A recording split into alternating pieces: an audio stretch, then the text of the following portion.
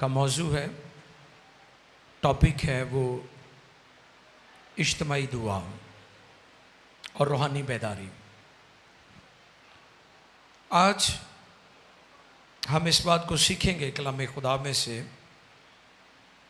कि इज्तिमाई दुआ रूहानी बेदारी का वसीला बनती है, हमारी आंखें खोल देती है। अगरचे शख्सी दुआ की अपनी अहमियत है, हम उसको डिनाई नहीं करते, लेकिन उससे भी बढ़कर खुदा इज्तिमाई दुआ को पसंद करता है।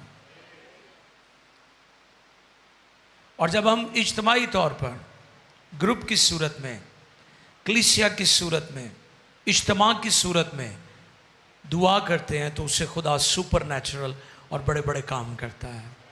आमीन। आज हम इस बात को सीखने वाले हैं।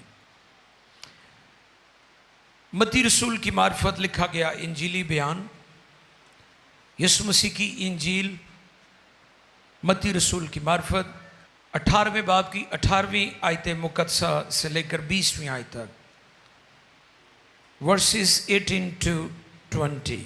आओ देखें खुदा के कलाम में से इज्तिमाई दुआ और रूहानी बेदारी के ताल्लुक से।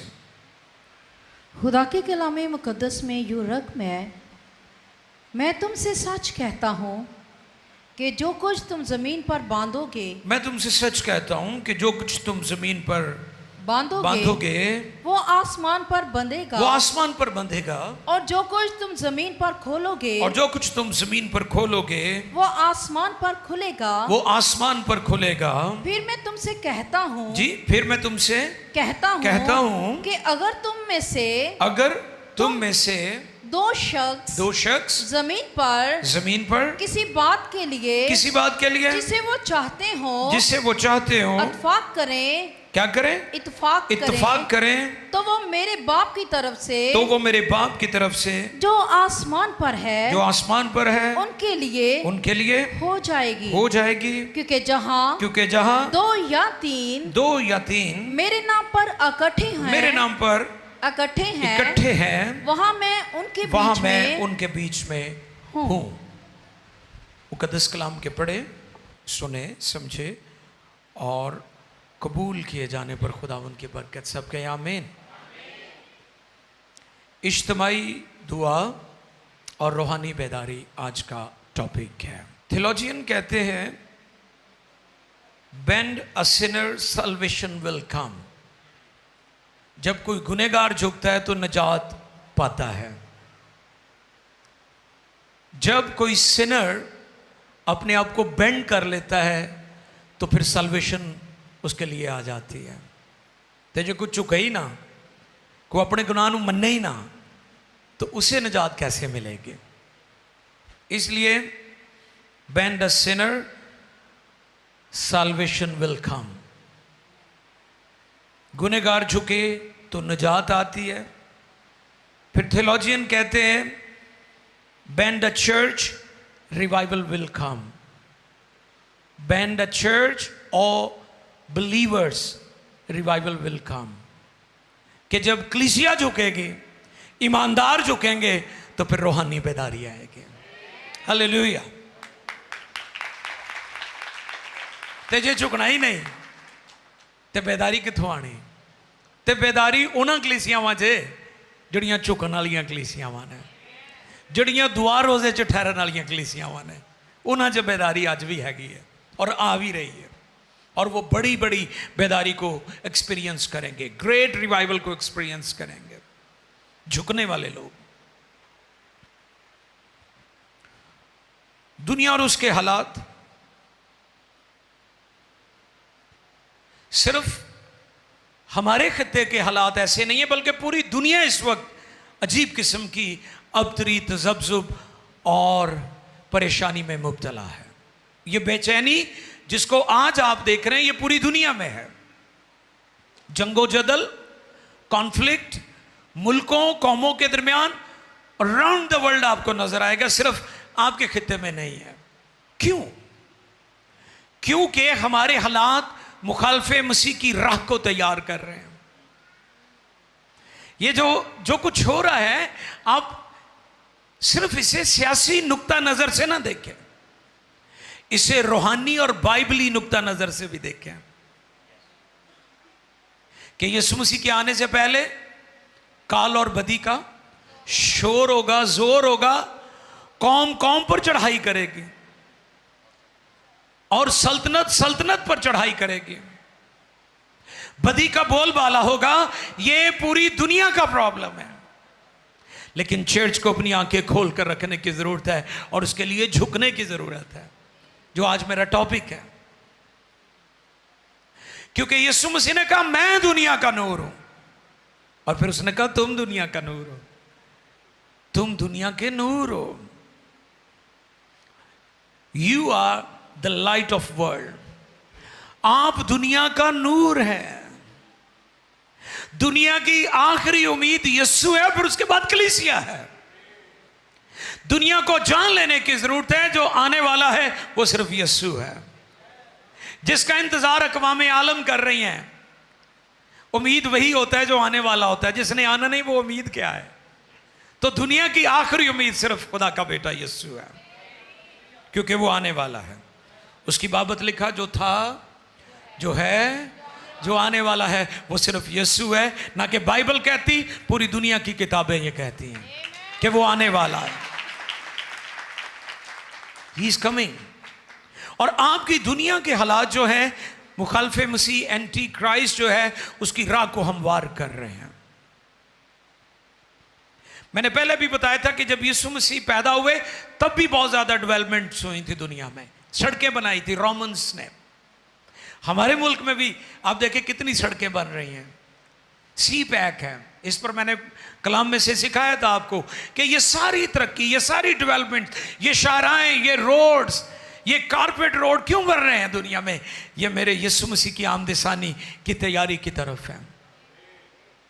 जंग हर मजदून जो दुनिया में होने को है, वर्ल्ड वॉर सी भी उसे कहते हैं, उसे आखिरी जंग अजीम भी कहा जाए तो गलत ना होगा। ये उसकी तरफ सारी चीजें हमें लेकर जा रही हैं। लेकिन चर्च का किरदार, चर्च का रोल, चर्च को इज्तिमाई दुआ की जरूरत है। अब वक्त नहीं है कि हम अपना अपना नाम पैदा करें। मैं चर्चेस को यह बात पैगाम देना चाहता हूं कि मुत्तहिद हो जाओ, एक हो जाओ। आपकी जिम्मेदारी बढ़ चुकी है, पहले की निस्बत ज्यादा हो चुकी है चर्च की। चर्च किसी मिशन की मैं बात नहीं कर रहा हूं। मैं पेंटिकॉस्टल, प्रेस्बिटेरियन या किसी और डिनोमिनेशन की बात नहीं कर रहा हूं। चर्च से मुराद बॉडी ऑफ क्राइस्ट है, मसीह का बदन है। मैं उसकी बात कर रहा हूं।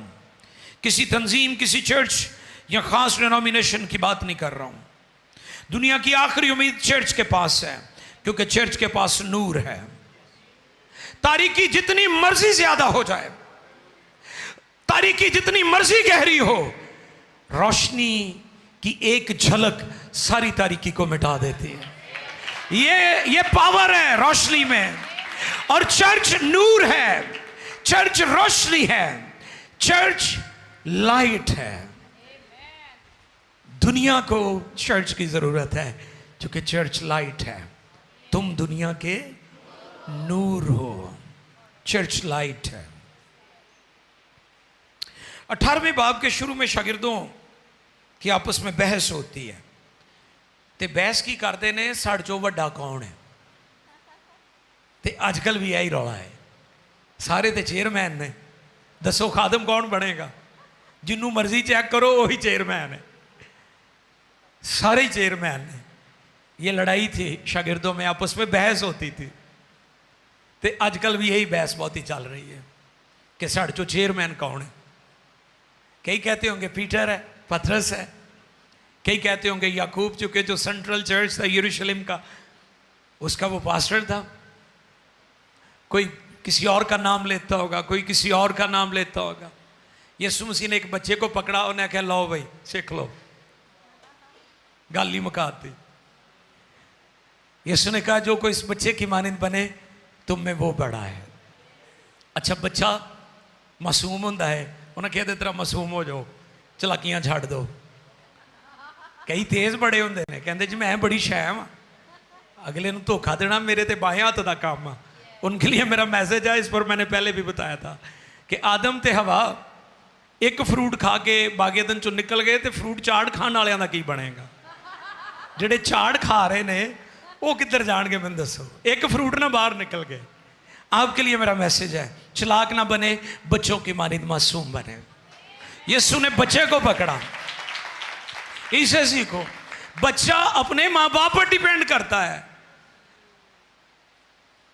उन्होंने नहीं पता इन्होंने कितों ले आके देनी, कह दिंदा है मैनू लै दो। बच्चे की मानिंद बनो, खुदा पर भरोसा करो, अपनी ज़रूरतों के लिए, अपने मामलात के लिए, हालात के लिए खुदा पर भरोसा करो। बच्चे की मानिंद बनो। बच्चा बेज़रर होता है, इनोसेंट, रियाकार नहीं होता, मासूम होता है, सच्चा होता है, खालिस होता है, एतमाद करने वाला होता है। चर्च कलीसिया खुदावंद पर एतमाद करे। आपको खुदा ने दुनिया और हुकूमतों पर नहीं छोड़ा, खुदा आपकी फिक्र करता है, खुदा आपकी फिक्र करता है। खुदा ने आपको दुनिया पर नहीं छोड़ा, उसने आपकी जिम्मेदारी खुद उठाई है। उसने एलिया को हालात पर नहीं छोड़ा था, वो एलिया की परवरिश एक कौवे के जरिए से करता रहा है। उसने आपको दुनिया पर नहीं छोड़ा, वो आपकी फिक्र करता है। इसलिए बच्चे की मानिंद बनो। 18वां बाब 3 बातें हमें खास तौर पर सिखाता है। बी हम्बल, हलीमी की तालीम देता है, हलीमी। और दूसरी दुआया जिंदगी, पूरे चैप्टर में दुआया जिंदगी को डिस्कस किया गया है। और तीसरी बात मुआफी की, जो सबसे मुश्किल काम है। और इस बात को याद रखें, जहां चर्च दुआ करता है वो चर्च जिंदा चर्च है, वो कलीसिया जिंदा कलीसिया है, जो दुआ करने वाली कलीसिया है। हालेलुया। वो कलीसिया जो दुआ करने वाली है वो जिंदा कलीसिया। 18वीं आयत पढ़ें जी, 18वीं आयत को पढ़ेंगे जी। देखें जो पैसेज हमने तिलावत किया उसमें 18वीं आयत। मैं तुमसे सच कहता हूँ, सच कहता हूँ कि जो कुछ तुम जमीन पर बांधोगे, कि जो कुछ तुम जमीन पर बांधोगे वो आसमान पर बंधेगा। वाह, जो कुछ तुम जमीन पर बांधोगे वो आसमान पर बंधेगा, और जो कुछ तुम जमीन पर खोलोगे वो आसमान पर खुलेगा, वो आसमान पर खुलेगा। लिमिट ही मुक गई। तो उसने कहते ना भी ए चीज चाहिए है, उन्हें तुहानू जमीन ते आसमान का इख्तियार दे दिता है। नो लिमिट्स, हद्दां ही मुक गई। हुण सुनाओ फिर अगली केड़ी गल है ना। असी तो छोटिया छोटिया गल्लां चुलझ के रह गए हाँ। उसने ईमानदारों को, कलीसिया को दुआ में ऐसा इख्तियार दे दिया, दुआ का ऐसा फार्मूला बता दिया है कि आपकी दुआ, आपका ईमान सच्चाई से की जाने वाली दुआ की लिमिट्स ही नहीं है। जमीन दियां भी हद्दां क्रॉस हो गई तो आसमान दियां भी हद्दां क्रॉस हो गई। ये आपकी दुआ का लेवल है। लेकिन दुआ करने वाले लोग चाहिए हमें, और कौन से? जो मिलकर दुआ करते हैं। कैसे दुआ करते हैं? मिलकर दुआ करते हैं। 2 शख्स मुत्तफिक हों, ये हम बाद में देखेंगे। 19वीं आयत का मुकाशफा जो है, मार्टिन लूथर कहते हैं सुबह से देर तक मुझे काम करना है, मगर दिन के पहले 3 घंटे मुझे दुआ करना है। किसकी ये स्टेटमेंट है? Martin Luther. आप जानते हैं इनकलाबी शख्सियत है, वो एक रेवोल्यूशनरी पर्सनैलिटी, हस्ती हैं वो, इनकलाबी शख्सियत। वो कहते हैं सुबह से देर तक मुझे काम करना है, मगर दिन के पहले 3 घंटे मुझे दुआ करना है। जैसे मैंने अब्राहम लिंकन के बारे में बताया था, उसने कहा कि अगर मुझे 8 घंटे मिले दरख्त काटने के लिए तो मैं क्या करूँगा? हाँ, 6 घंटे में अपना कुल्हाड़ा तेज करूंगा और 2 घंटे में मैं दरख्त को काट लूंगा। यही फार्मूला इन मुकद्दसीन का था, इन अजीम हस्तियों का था। वो कहते हैं मुझे सुबह से देर तक काम करना है, लेकिन पहले 3 घंटे मुझे दुआ करना है। जे तुहाडे 3 घंटे दुआ च तुसी ला ले तो अगले काम आपे ही ठीक हो जाने ने। ये चर्च को समझने की जरूरत है। जब आपकी दुआया जिंदगी ऐसी हो गई, ये नहीं कि पहले मैनू काम कर लैन दो फिर मैं दुआ करांगा। अच्छा कई कहणगे दुआ ही ना करया कर, कोई काम भी करया कर। आसू भाई, शर्जिल भाई, कई मावां कहणगियां वे दुआ ही ना करया कर, काम भी करया कर। उस मां नूं मेरा मैसेज है कि दुआ करके काम करिए तो काम आसान हो जाते हैं। सुबह से देर तक मैं काम करूंगा, लेकिन दिन के पहले 3 घंटे मैं दुआ करूंगा, तो फिर चीजें बदल जाएंगी ना, आसान हो जाएंगी।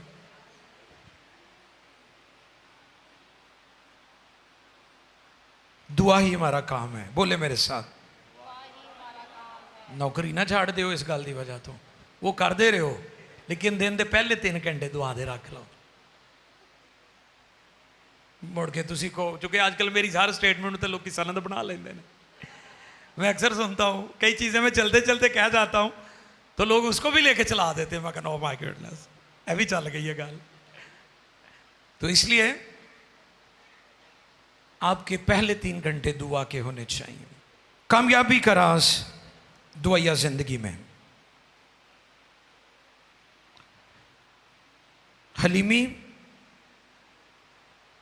और इत्तेफाक, यूनिटी, जहां भी 2 या 3। अब हम इन बातों को सीखेंगे। ये क्या फिलॉसफी है, ये कौन सा फलसफा खुदा ने बयान किया है? 2 या 3। इत्तेफाक के लिए यूनानी लफ्ज म्यूजिक की टर्म में यूज हुआ है। जो म्यूजिक है ना, कई दफा भाई अगर तबला सुर कर रहे हैं, अक्सर आपने ये बातों में देखा है, तो थले बैठे जेड़े बसुरे ने ना, जेन दे बसुरे, कह गए कि टुक टुक लगा हुआ है। ये उनके लिए बात है मेरी। जहां भी 2 या 3, यीशु मसीह ने ये जो बात की है, यूनानी सेंस में ये म्यूजिक वर्ड की बात है, जो म्यूजिक की लैंग्वेज है, ये उसकी बात है।